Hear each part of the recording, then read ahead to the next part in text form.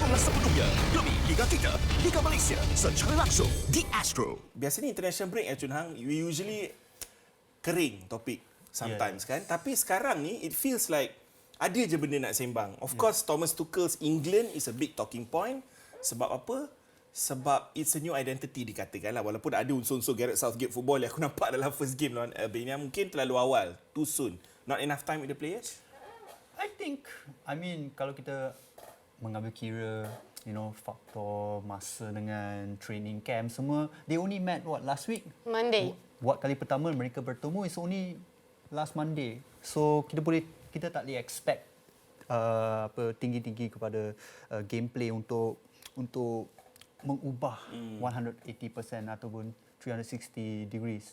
Tetapi apa yang saya nampak, the most important change yang saya boleh tengoklah is the midfield trio. Sebab dalam era Southgate, dia suka memain dua pivot yang lebih defensif. Betul. Untuk tugas untuk membuat build up dari bawah, tetapi untuk stay dekat bawah untuk melindungi defense daripada counter attack. Tetapi for Southgate,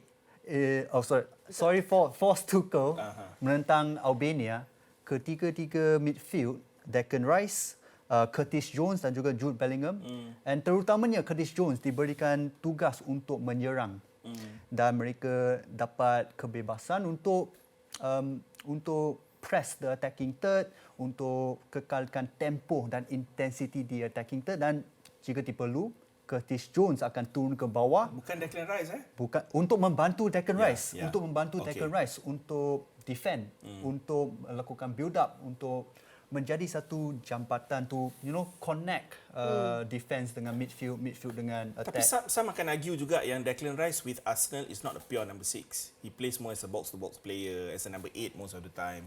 Because he takes a lot of set pieces juga dalam tim tu. Adakah mungkin ada peranan yang boleh berubah untuk England buat Declan Rice? Yang ni sebenarnya nak tanya Ali juga. Tu lah. That's a good question actually. Posisi terbaik Declan Rice? As a 6 atau as a number 8? Ikut pematian kau lah as a Arsenal fan. I rasa dia ada capability apa yang dia telah dipertunjukkan so far dah berapa season dia dekat Arsenal, and then kita boleh tengok different level when it comes to international stage, macam mana dia mengisi position or situation when he's needed to play in different ataupun serve different responsibility. Nak cakap dia punya best position, my personal opinion, I rasa dia serve best as box to box. Dia banyak membantu in terms dia punya level of contribution to the team. Nak cakap pure 6 ni, tapi nak cakap dalam modern football punya konteks, pure 6, is it really pure anymore? Even when you right? So ada banyak transitional. Even Ugarte pun si Amorim nak ubah jadi lebih kepada and I think hybrid 6 because and 8. I rasa dah macam different pair of eyes bila you observe players. Oh, sebenarnya ada untapped potentials dalam situation yang berbeza, and kita dah tak boleh nak membawa konteks perbincangan one dimensional when it comes to assessing what's the best position when it comes to player. Dalam situation macam ni, kita boleh tengok apa yang nak kata the first 11 Tuchel dalam first game dia lawan Albania, that midfield trio dari segi different responsibilities and different gameplay. I sangat suka bila when you have this kind of world class coach yang very realistic dengan dia punya gameplay approach. Perlawanan pertama tak cukup nak get to know players. Aku suka reaction Tuchel sebenarnya. Chun Hang, let's talk about the small stories that happen within or after this game. Like for example, let's start with Myles Lewis-Skelly dulu. MLS dipanggil buat kali pertama 18 tahun. Dan apa yang aku tertarik Chun Hang, before kau cerita lebih detail pasal gameplay dia, is kematangan dia pada usia 18 tahun ni dikongsikan oleh teammate dia sendiri luar padang tentang kematangan personality dia di luar padang. Yang secara tak langsung dia diterjemahkan on the field. Yes, and not only dia punya personality yang sangat-sangat baik, yang sangat professional kan, tetapi sebagai seorang atlet, dia ada satu struktur badan yang cukup besar. And this is unusual buat seorang pemain yang hanya berusia 18 tahun. If you look at dia punya sizing dia banyak besar kan. And even look at his goal. Look at his goal menentang Albania.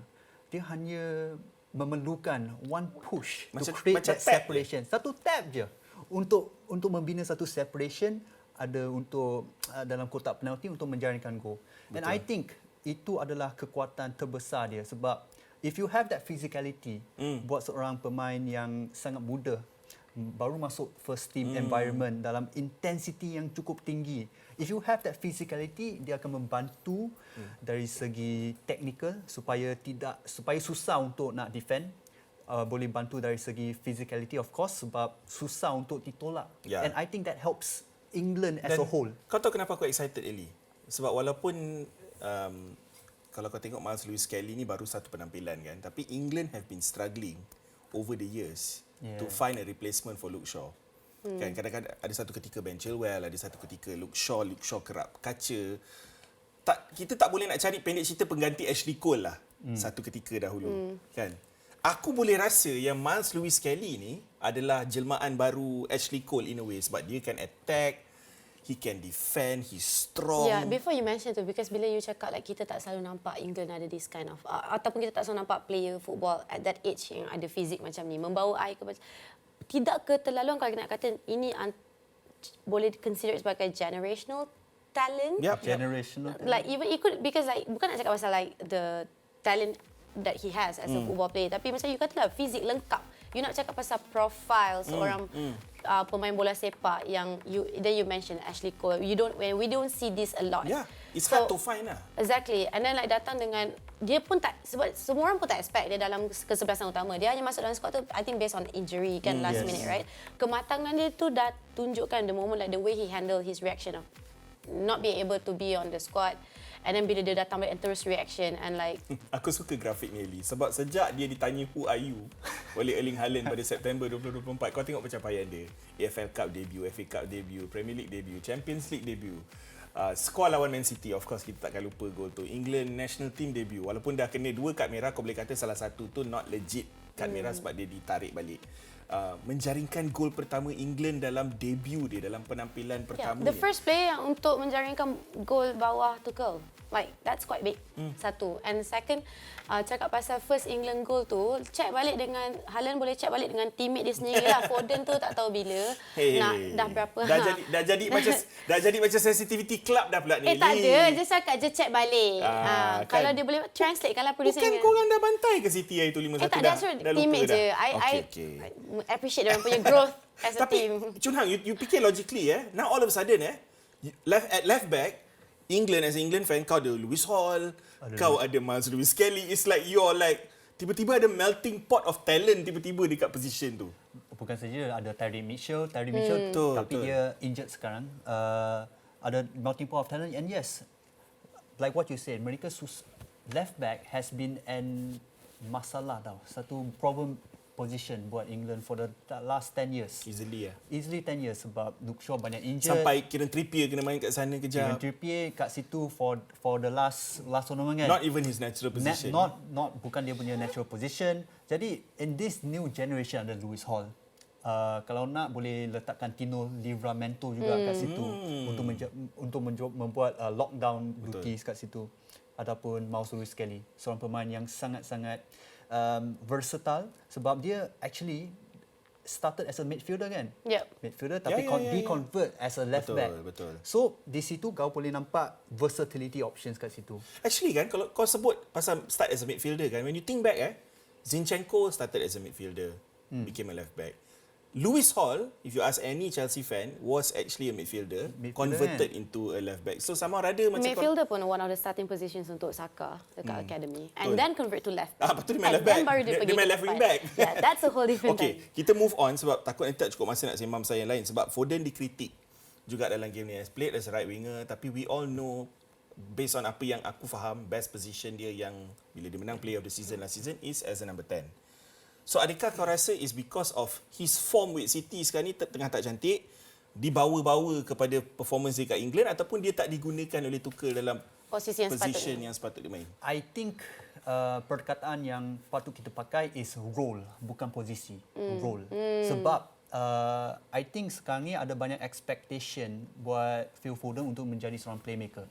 Dia bukan seorang playmaker. Betul. Dia tak pernah sebenarnya. Dia finishing the job. Dia adalah finisher. Dia adalah seorang second striker. Dia lebih kurang sama dengan playstyle Paulo Dybala. Paulo Dybala, yes, Paulo Dybala seorang second striker dan memerlukan seorang center forward yang boleh hold bola ke atas. Very systematic yang Very feeder. systematic, ya betul. Dan pemain-pemain seperti ini perlukan ruang untuk melakukan rembatan, perlukan support dari kedua-dua wingers, dari strikers, center midfielder. And dalam sistem Thomas Tuchel ini ataupun sistem Gareth Southgate, or rather the entire England structure, mereka tak pakai second striker.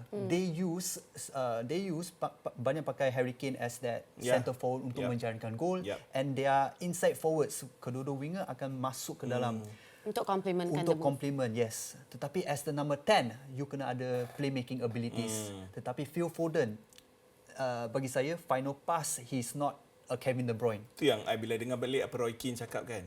You don't have to worry about Phil Foden punya position because he's not going to have a position dalam first 11 tu. Tapi, kalau aku suruh korang pilih sekarang ni, siapa number 10 yang paling sesuai, aku akan start dulu. Aku akan cakap, for the future, aku rasa Cole Palmer akan bermain position tu. And if England start with a natural number 10, ataupun kau rasa because of the versatility of Jude Bellingham, even Declan Rice to a certain extent kan? I think Jude Bellingham. Sebab Jude Bellingham, and he showed dalam gameplay lawan dengan Albania.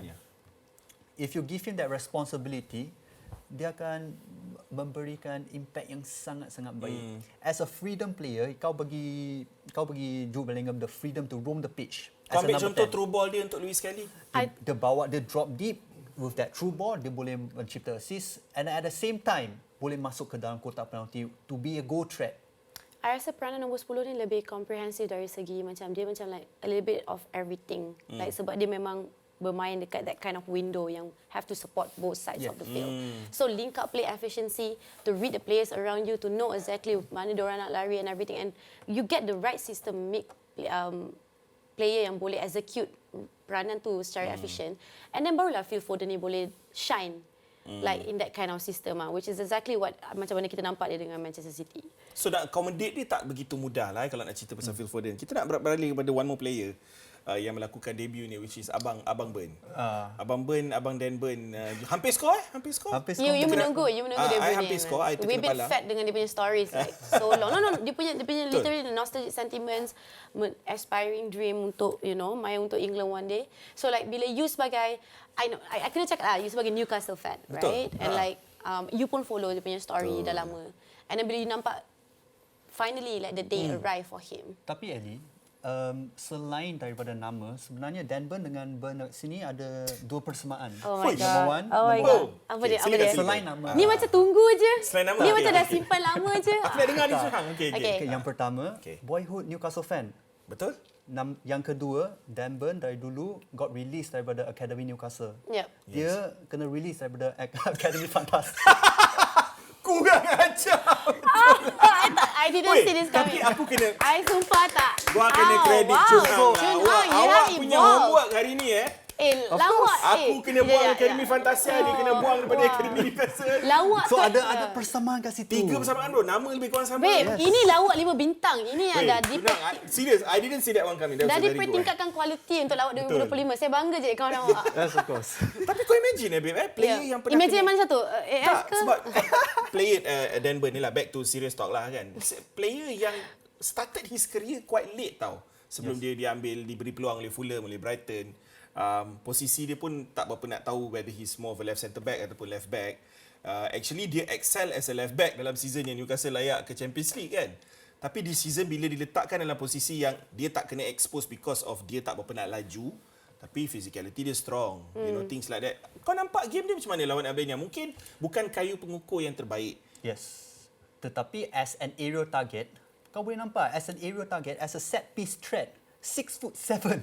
Yeah, man. You gotta use that opportunity untuk menjaringkan gol. Semua orang akan nampak macam McAllister atas padang tu. And tu like orang sebut juga like macam ada glimpses of like how when it comes to set piece situations because of the presence of that player like one thing. And also cara dia memang like spread out, like letak the players dekat center, pre-kick kan, letak dekat center, and then diorang terus peel off towards the goal post.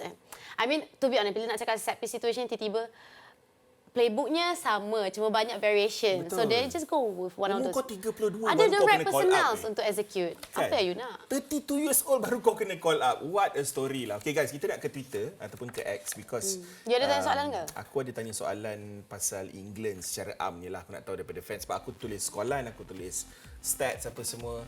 Era baru Thomas Tuchel sudah mula. Apa yang kau nampak positif dan negatif untuk England setakat ni? Aku rasa bukan waktunya untuk menilai. Tapi Izzat 29 ada bagi komen yang positifnya. Hari ni England jumpa coach yang panggil player yang selalu perform. Tak dapat peluang untuk main untuk England. Macam Burn, Lewis-Skelly. It's true. Based on merit juga. Yang negatif belum adalah. Sebab kita belum tengok England jumpa big team. Baru kita tahu macam mana Tuchel punya gameplay sebenar. Okay. Talking about Tuchel's gameplay, Chun Ha.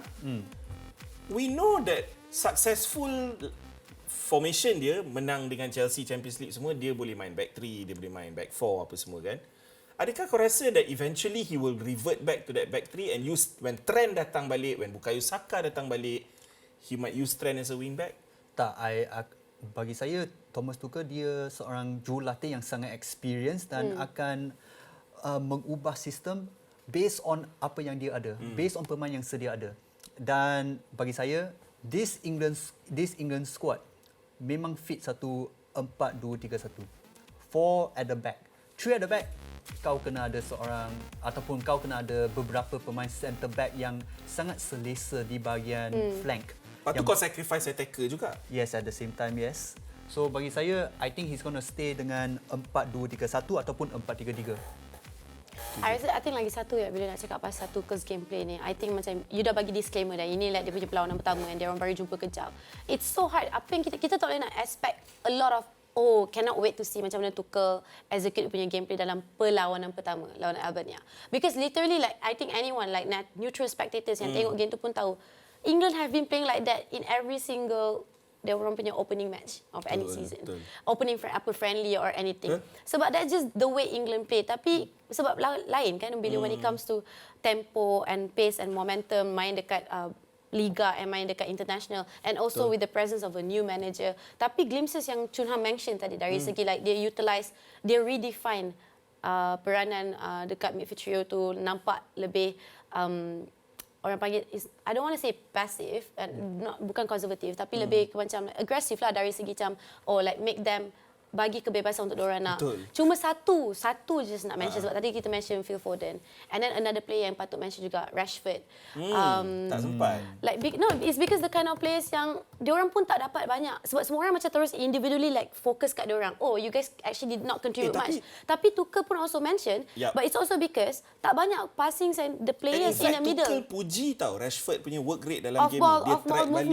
balik. Sebab diorang kira the amount of runs yang dia dah buat atas padang and everything but it was not noticed by his teammates yang dia orang boleh maybe they could walk away with better conversion or better chances or target tapi benda tu semua tak berlaku sebab banyaklah loophole baru jumpa semua orang. Betul, lagipun ini perlawanan pertama dalam World Cup qualifier untuk 2026 nanti kan.